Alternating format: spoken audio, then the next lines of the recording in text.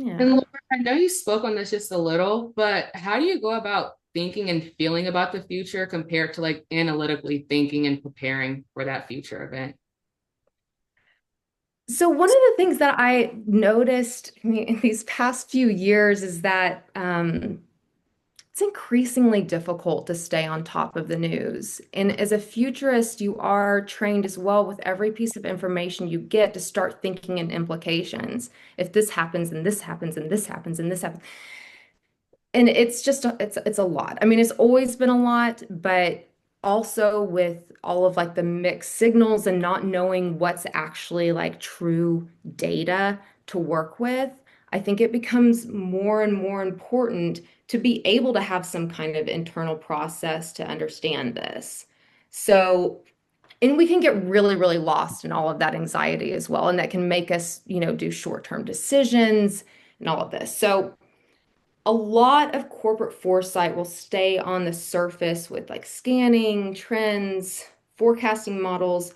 But what this does, and I'll get into a little bit more of like what the actual practices are, but really sensing this and sitting with this can help you kind of like understand that gap, like what's missing, what are people not saying, what's being forgotten or repressed, or what's like actually being longed for, what's actually being wanted in this world versus like the noise of all of that, but what's the deep underlying like need of the people.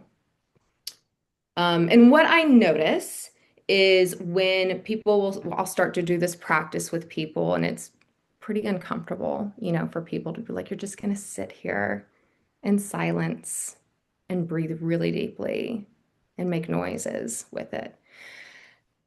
The first thing that I notice is that there is an extraordinary amount of limiting beliefs about how the world works, what's being said, and just like what you were born with believing. So we teach a lot of this to like sit with this stuff and question this. Is this really true? Is this what I really believe, or is this just something that is ingrained with me?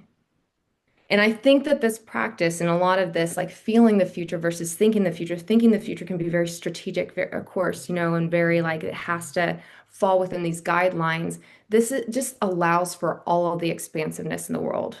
Just not having any of those restrictions, but and also being encouraged to think kind of opposite of what you do know, what you think you know.